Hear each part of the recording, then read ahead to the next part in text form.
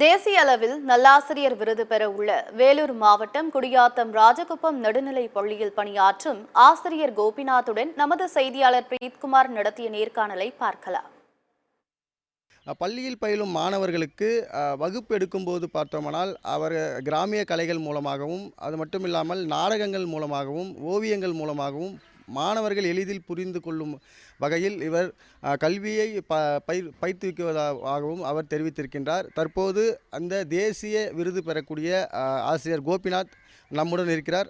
Sir வணக்கம். இப்போ நீங்கள் தேசிய அளவில் விருது பெற போகிறீங்க, நல்லாசிரியர் விருது பெற போகிறீங்க. இந்த விருது நீங்கள் வாங்க போகிறீங்க. இந்த விருது வாங்குறதுனால உங்கள் மனநிலை எப்படி இருக்குது? அது மட்டும் இல்லாமல் இந்த விருது இந்திய குடியரசுத் தலைவர் கையால் நீங்கள் பெற போகிறீங்க. இந்த நிலையில் நீங்கள் இந்த விருதை எப்படி பார்க்குறீங்க? நீங்கள் மற்ற ஆசிரியர்களுக்கு உங்கள் மூலிமா சொல்லக்கூடிய தகவல்கள் என்ன சார்? வணக்கம். நான் வேலூர் மாவட்டம் குடியாத்தம் ராஜகுப்பம் நடுநிலைப் பள்ளியில் ஆசிரியராக பணி செய்துட்டு வரேன். 2024ஆம் ஆண்டு தேசிய நல்லாசிரியர் விருது அந்த பட்டியலில் என்னுடைய பெயர் இடம்பெற்றிருக்கு. ரொம்ப மகிழ்ச்சியாக இருக்குது.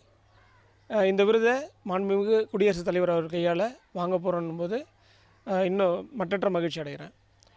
இந்த விருது நான் பெறுவதற்கு எனக்கு வழிகாட்டியாகவும் எனக்கு உதவியாகவும் இருந்த எனது வட்டார கல்வி அலுவலர், எங்கள் வேலூர் மாவட்ட தொடக்க கல்வி அலுவலர், மாவட்ட முதன்மை கல்வி அலுவலர் மற்றும் நம் தமிழகத்தினுடைய மாண்புமிகு கல்வி அமைச்சர் அனைவருக்கும் என்னுடைய நன்றிகளை தெரிவித்துக் கொள்கிறேன்.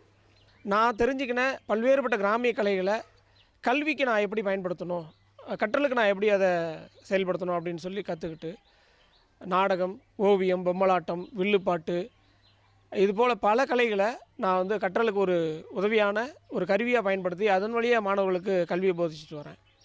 சார் அதே போல் இப்போது இந்த அவார்டை வாங்க போகிறீங்க, தேசிய அளவில் இந்த அவார்டை வாங்க போகிறீங்க. இந்த அவார்டு யாருக்கு சமர்ப்பிக்கணுன்ற ஒரு எண்ணம் உங்கள்கிட்ட இருக்குங்களா சார்?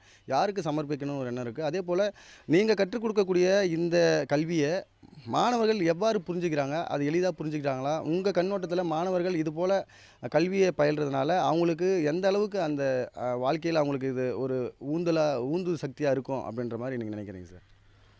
இந்த விருது குறிப்பாக சொல்லப்போனால் என்னுடைய மாணவர்களுக்காக நான் இதை சமர்ப்பிக்கிறேன். ஏன்னா மாணவர்கள் இல்லை எனில் ஆசிரியர் இல்லை. இன்றைக்கி மாணவர்கள் எண்ணிக்கை பொறுத்து தான் பள்ளியினுடைய ஆசிரியருடைய எண்ணிக்கை இருக்குது. அதனால் ஒரு பள்ளியில் மாணவர்கள் இருந்தால் தான் ஆசிரியருக்கான வேலையும் உண்டு. அதனால் என்னுடைய இந்த விருதை எனக்கு மிகப்பெரிய ஒரு துணை சக்தியாக இருந்த என்னுடைய மாணவ செல்வங்களுக்கு தான் இந்த விருதை நான் சமர்ப்பிக்கிறேன். அதோடு மட்டுமல்லாமல் எனக்கு நல்லா ஒத்துழைப்பு தந்து என்னுடைய இந்த பணி எனக்கு முழு சுதந்திரத்தை கொடுத்து பள்ளியில் செயல்பட ஒத்துழைத்த தலைமை ஆசிரியர் மற்றும் சக ஆசிரியர்களுக்கும் இந்த விருதை நான் பகிர்ந்தளிக்கிறேன். அதே போல் இது போல் ஒரு கல்வியை அனைத்து அரசு பள்ளிக்கும் கொண்டு போகணுன்ற ஒரு நோக்கம் இருக்கும்.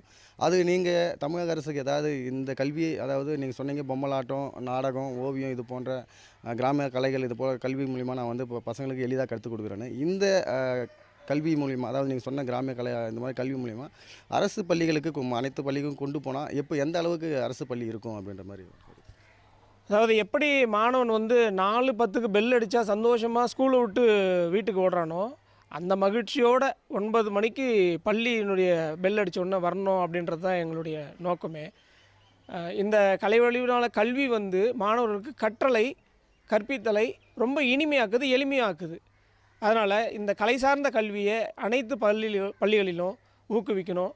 அதை சார்ந்து அந்த கலை சார்ந்த ஆசிரியர்களையும் பயன்படுத்தணும் அப்படின்றத கேட்டுக்கொள்கிறேன். இந்த விருது பெறக்கூடிய கோபிநாத் என்ற ஆசிரியருக்கு அதிக அளவு பொதுமக்களிடமும் சரி சமூக ஆர்வலரும் சரி அதிக அளவு பாராட்டானது குவிந்து வருகின்றன. சத்தியம் தொலைக்காட்சிக்காக ஒளிப்பதிவாளர் சுதாகருடன் செய்தியாளர் பிரீத்குமார்.